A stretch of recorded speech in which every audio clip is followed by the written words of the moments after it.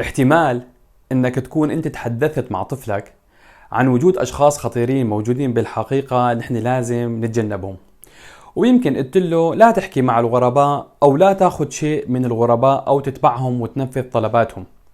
لكن حاليا صار فرض عليك تنبهه وتتحدث كمان مع طفلك عن مفترسين بعالم الانترنت، وعددهم كتير كبير. هدفهم استغلال طفلك ومطاردته وجعله ينفذ طلباتهم من خلال الفيس والواتس والسناب وغيرها من وسائل التواصل الاجتماعي، وجعله ضحية من ضحاياهم.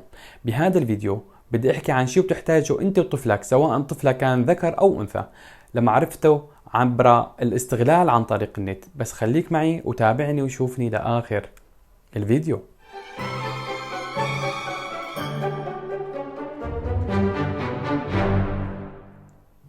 السلام عليكم، مرحبا، أهلا وسهلا فيكم جميع. الفكرة أنه هذا الشخص المطارد أو الملاحق والمستغل لطفلك، سواء كان صبي ولا بنت، بيستخدم بذكاء ودهاء التكنولوجيا، سواء كان وسائل التواصل الاجتماعي أو الإيميل أو حتى الرسائل النصية، حتى يقع طفلك بالفخ ويشعر بالخطر وتهديد سلامته. فهو بيخضع لمطالب هذا المطارد ولسلطته وبيتحكم بطفلك عاطفيا. للأسف ممكن يكون صعب تحديد هوية هذا الجاني، وممكن هذا الجاني بيكون يعرفه لطفلك مثل صديق سابق أو قريب، أو ممكن يكون غريب ومن بلد آخر. هذا الجاني هو مبدع بالتخفي واستخدام حسابات مختلفة ومزيفة، ودائما عنده طرق للاتصال والمضايقة والابتزاز. كيف مثلا الجاني على أرض الواقع بيتابع الضحية، وتماما المطارد بيتابع طفلك عن طريق الانترنت بكل ما بينشره. صحيح بالبداية بيقوم الجاني بإغراء طفلك، ممكن باشتراكات أو مزايا أو هدايا أو حتى بكلام وعلاقة عاطفية، ومتى ما قدر يخترق حساب طفلك يقدر يتبع طفلك باستخدام أجهزة التتبع أو اختراق الكاميرا لتصير السيطرة على طفلك سهلة، وبيستخدم هوية طفلك وقت هو بيكون عن طريق أو هو بيكون على النت. وإذا كان الجاني قاصد الإيذاء فهو من السهل أنه ينشر معلومات شخصية وسرية أو مزيفة ومركبة عن طفلك لإحراجه، مثلا صور فاضحة بينشرها أو بيطلب صور فاضحة منه أو صور عارية لحتى هو يوقف هذا الإحراج وهذا الإذلال.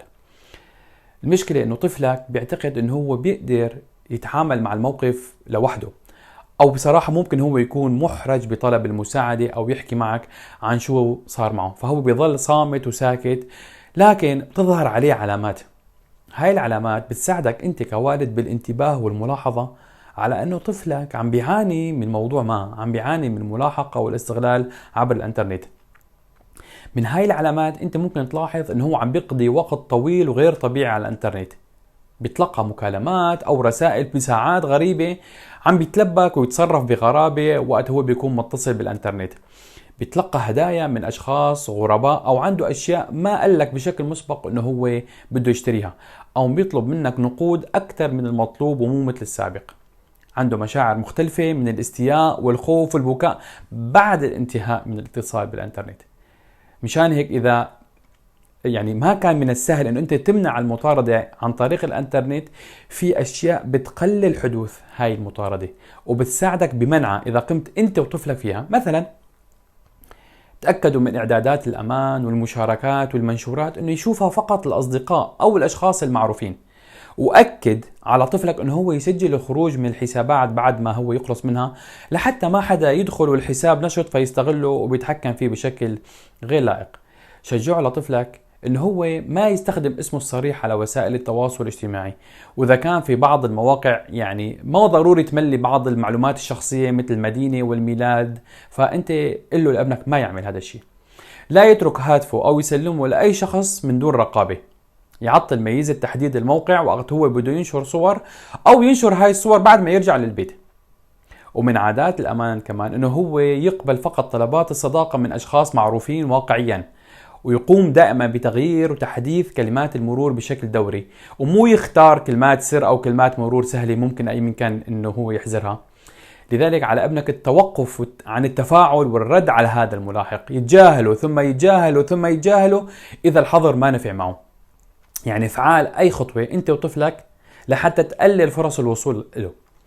أحيانا بيكون المحافظة على بعض مقاطع الفيديو أو الرسائل التهديدية أو النصوص اللي وصلته لطفلك من الشخص المطارد دليل إدانة إذا كان ببلدك هي بتلاحق السلطات الجرائم الإلكترونية. بالنهاية أنا بحب أقول إنه التفكير إنه طفلك عم بيتعرض للاستغلال عبر النت هو تفكير مخيف، أنا بعرف هذا الشيء، لكن مع الاحتياطات المناسبة بتقلل هذا الخطر للحد الأدنى. فقط أنت تتأكد إنه طفلك فهمان لهاي المخاطر، إنه هو ما يشارك كتير من المعلومات عن طريق الإنترنت، ويمكن كمان أنت وياه تحافظوا على هاي المعلومات بأمان قدر الإمكان.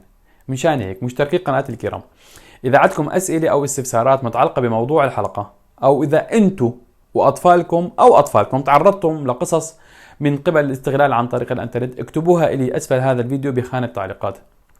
ولا تنسى تشارك الفيديو مع المهتمين، وكمان خليني أعرف آرائهم. وإلى لقاء قريب بفيديو جديد إن شاء الله تعالى. تحياتي لكم جميع، سلام.